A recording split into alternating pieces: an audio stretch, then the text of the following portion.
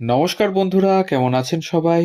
গল্প যেখানে সত্যি চ্যানেলের আরও একটি নতুন গল্পে আবারও আপনাদের সকলকে স্বাগত জানাই। যুক্তি তক্ক আর গপ্প করছেন ঋত্বিক ঘটক। পরিচিত মহলে বলছেন ছবিতে একটা রবীন্দ্রসঙ্গীত থাকবে এবং জর্জ দাই গাইবেন। ঘনিষ্ঠরা জিজ্ঞেস করেন, কোন গান ঋত্বিকদা? ঘটকবাবু তো নিজেই জানেন না, উত্তর দেবেন কি? দিন এলো রেকর্ডিংয়ের। টেকনিশিয়ান স্টুডিওর স্কোরিং থিয়েটারে জর্জ এলেন। মোটা খদ্দরের পাঞ্জাবি, সাদা পাজামা, কাঁধে ঝোলা, মুখে পান, বাঁদিকে হেলানো মাথা এবং চশমার ফ্রেমের ভিতর গহন চাহনিতে অদ্ভুত এক মায়া রং আলো খেলা করে যেন প্রতিক্ষণ। ফ্লোরে ঢুকেই ঋত্বিকের পিঠ চাপড়ে বললেন, দেখ বাবা, আমরা ঠিক আইসা পড়ছি। ঋত্বিক বললেন, সবকিছু রেডি আছে জর্জদা, একবার শোনালেই ফাইনাল টেক হবে। বিধিবাম হঠাৎ জর্জ বললেন, আমি তো বাবা তোরে আগেই কইছি গলা খারাপ, আমি গামু না। সে কি, কে গাইবে এ গান? বুঝি চৌচির স্বপ্ন সংকল্প জর্জের গলার ওই বিস্তার মন্ত্র সপ্তকে স্থিতি গাম্ভীর্য দিল খোলা মর্জি গায়ন। না, আমি তো তোরে আগেই কইছি, এবার আমারে সাইডা দে, আমার ছাত্র সুশীল গাইব। বারবার অনুরোধ ঋত্বিক ঘটকের। জর্জ বিশ্বাস কিছুতেই শুনছেন না। শেষে ঋত্বিকের প্রায় কাকুতি মিনতি, প্লিজ জর্জদা, প্লিজ এটা করবেন না। এই গান, ছবির যে সিচুয়েশন, আপনি না গাইলে হবে না, প্লিজ। জর্জ বিশ্বাস তবু অনড়। মেঝের দিকে মাথা নিচু করে তাকিয়ে তার নির্লিপ্ত ভঙ্গি। সেদিন স্টুডিওতে ছিলেন তুষার তালুকদার, পরে যিনি পুলিশ কমিশনার হবেন। উন্মুক্ত ব্রাত্যজন তথ্যচিত্রে তার সেদিনের স্মৃতি। ঋত্বিকদা কারো কাছে কাকুতি মিনতি করার লোক নন, বরং ওনার মর্জি মতো ব্যাপারটা না ঘটলে ভীষণ রেগে গিয়ে এমনভাবে রিয়্যাক্ট করতেন, সেটা না বলাই ভালো। কিন্তু এই ব্যতিক্রম দেখলাম জর্জ তার ক্ষেত্রে, এবং সেটা জর্জ তার ক্ষেত্রেই সম্ভব। আলটিমেটলি একটা সমঝোতা হলো যে গানটা শুরু করবেন জর্জদা, ফলো করবেন সুশীল। রেকর্ডিং হলো, জর্জ গাইলেন, সঙ্গে তার ছাত্র সুশীল মল্লিক। রবীন্দ্রনাথের 25 বছর বয়সে লেখা গান। কাফির আগে, কেন চেয়ে আছো গো মা। ছবিতে অভিমানী জর্জের গায়ন আর এলোমেলো যাপনের ঋত্বিকের ক্লোজ আপ ফ্রেম মিলে মিশে হলো একাকার। বাকিটা সেলুলয়েডের কিংবদন্তি। শ্রাবণ মেঘের আড়ালে ঢাকছে জর্জের কৈলকাত্তা। কালো হয়ে আসছে আকাশ, হ্যাঁ, কালো। মেঘ নামছে গঙ্গার জলের উপর। করের মাঠে, রাসবিহারী অ্যাভিনিউয়ের নিভৃত গলিতার মাথায়। একসময় মেঘদূত মহল্লার হাওয়ায় গায়ে ভেসে এলো যেন ধৈবত বর্জিত রাগের বন্দিশ। মল্লারের খেয়ালে অনতিপর এলো বৃষ্টি। ঝিমুর ঝামর আকাশে চেরা জল ঝাড়িতে ভিজছে শহর। মেঘমেদুর বাদলের দিন মানেই জর্জ বড় একটা ছাতা নিয়ে ভাগ্নিদের ডেকে বসবেন গলির মুখে। রবি ঠাকুরের বর্ষার গান যে তার সবচেয়ে প্রিয়। ছাতার আড়ালে ভিজতে ভিজতে লিরিকের রেশ রেখে গেয়ে চলেন, শ্রাবণ মেঘে আধেকো দুয়ার খোলা, বহু যুগের ওপার হতে আবার এসেছে আষাঢ়। মেঘের পাকোয়াজ শুনতে শুনতে বিরতিহীন কোনো কোনো দিন বা শোনা যায়, একই গভীর বাণী এলো নীল অঞ্জন ঘন পুঞ্জ ছায়ায়, আষাঢ় কোথা হতে আজ পেলি ছাড়া। সেসব কথা এখনো তার স্বজনের স্মৃতির মণিকঠায় ভাসে। 174 রাসবিহারী এভিনিউয়ের ঘরটিই ছিল জর্জ বিশ্বাসের সাম্রাজ্য।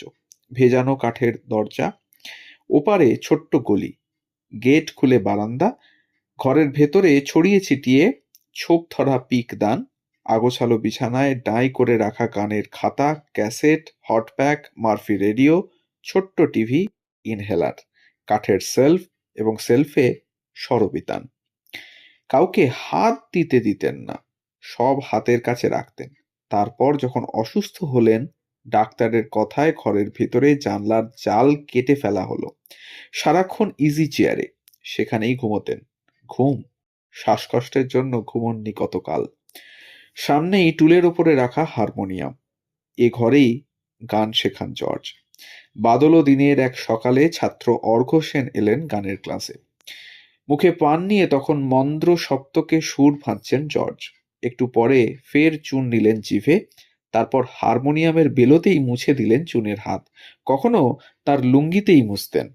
শুরু করলেন গান। বাইরে তখন আকাশ ভাঙা শ্রাবণ। অর্ঘ্য কি শিখলেন প্রথম দিন? কখনো বাদলও ছোঁয়া লেগে।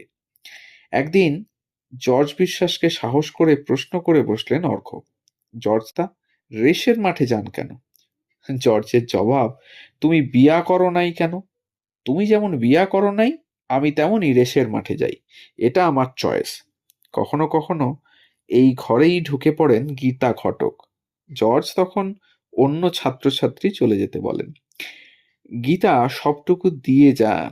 গান ছায়া ঘনাইছে বনে বনে। এক সময় গলির প্রান্তে ছোট্ট বাড়িটায় সুরের সঙ্গে সুধা রেশ রেখে চলে যান গীতা। জর্জ মজা করে তার পরিচারিকদের বলেন, ম্যাম সাহেবের সবই ভালো, শুধু গানটা পিছন ফিরা করলেই পারেন। এই বাড়িতে গান শিখতে আসেন আরতি, ইন্দ্রাণী, পুরবীরাও। রবিবার রবিবার ভাগ্নি পারমিতাও আসতেন। একদিনের কথা, গান শেখাতে শেখাতে বেশ রাত হয়ে গেছে। সেদিন শ্রীলা সেন এসেছেন। এত রাতে কোনো ছাত্রীকে একলা যেতে দিতেন না। মোটর বাইকে উঠিয়ে জর্জ বিশ্বাস চললেন তাকে বাড়ি ছাড়তে। উড়ো হাওয়ায় বাঁকে বললেন, ভয় পাইবা না তো? আর শ্রীলা বললেন, হুম, আমি জোরে চালামু। জর্জের কথার ঝোঁকে যেন তেপান্তরের উড়ান। মজা লাগলো শ্রীলার, সঙ্গে একটু ভয়ও। রাতের হাওয়ায় ঠিক শোনা যাচ্ছিল না। জর্জ ঘাড় ঘুরিয়ে বলছিলেন, কি মনে হয় পক্ষীরাজে চড়স? এক চিলতে এই ঘরের ইজি চেয়ারে শুয়ে অভিমানী বাউল জর্জ কেবলই স্মৃতির অতলে হারিয়ে যান। মাঝে মাঝে সব অর্থহীন মনে হয়। গোপনে কান্নার গায়ে যেন রক্তের ছিটে রং দেখেন।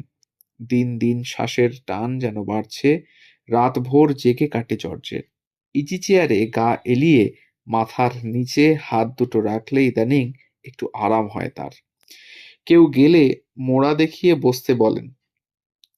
কথা বলেন খুব আস্তে আস্তে। চলে যাওয়ার কথা।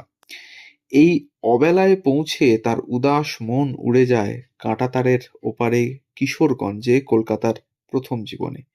মনে পড়ে অকালে চলে যাওয়া ভাগ্নে খোকনকে। দুই পরিচারক শ্রীকান্ত ও অনন্তর আড়ালে নিভৃতের চোখের পাতা ভিজে যায়।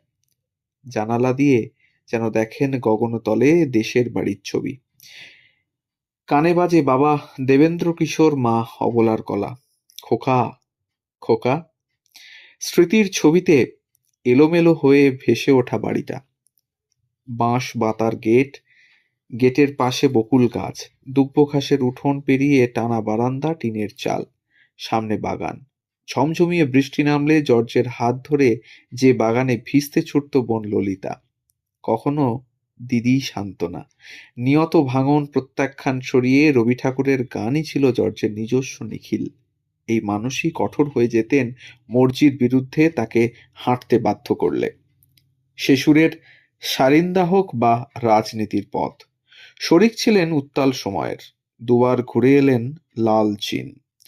1938 থেকে সেই সখ্য রইল 1954 পর্যন্ত, কিন্তু কখনো পার্টির সভ্য হননি। মাঠে বন্দরে গেয়ে বেড়াতেন গণসঙ্গীত, রবীন্দ্রনাথের গানও গাইতেন লাল মঞ্চে বসে। অশোক মিত্রের কথায় জর্জ বিশ্বাস বুঝেছিলেন রবীন্দ্রনাথের গানে যে আগুন, তাতে সাধারণের অধিকার আছে। অচলায়তনকে তিনি ভেঙে চূর্ণ করতে পারবেন। তার রোগ চেপে গিয়েছিল। রবীন্দ্রনাথের গান জর্জের গলায় হয়ে উঠল গণসঙ্গীত। সে সময় কালিকা সিনেমা হলে রক্তকরবী হলো। পরিচালনা জর্জেরই। বিশু পাগল চরিত্রে অভিনয় করলেন জর্জ। 1947-এর শেষের দিকে শ্রীরঙ্গমেও অভিনয় হলো রক্তকরবী। সেখানেও জর্জ বিশু। এবং নেপথ্যে থেকে রাজার ভূমিকাটি পড়লেন শম্ভু মিত্র, নন্দিনী কণিকা মজুমদার, চন্দ্রা তৃপ্তি মিত্র, সর্দার কালী বন্দ্যোপাধ্যায়। বহুরূপী যখন ছেঁড়া তার করছে, জর্জ হলেন মহিম। সে নাটকে উইংসের আড়ালে এসরাজ বাজাতেন তুলসী লাহিড়ী। অভিনয় করতে করতে গান গাইতেন জর্জ। 60-এর দশক থেকে জর্জ গণসঙ্গীত থেকে নিজেকে গুটিয়ে নিয়েছিলেন। পার্টির ভাঙন কিছুতেই মেনে নিতে পারেননি কোনোদিন। নির্ঘুম রাত জুড়ে যেন খানিকটা হতাশাও জমছিল তখন। ফ্রন্ট যেবার ভেঙে গেল, পার্টির দুঃসময়ে কষ্ট পেয়েছেন একা একা ঘরে বসে। আমাদের গল্পগুলো যদি আপনাদের ভালো লেগে থাকে তাহলে অবশ্যই আমাদের চ্যানেলটিকে সাবস্ক্রাইব করুন, কমেন্টের মাধ্যমে জানান কীরকম লাগছে, বেল আইকনটি প্রেস করুন পরবর্তী ভিডিও পাওয়ার জন্য। সবাই ভালো থাকুন, ধন্যবাদ।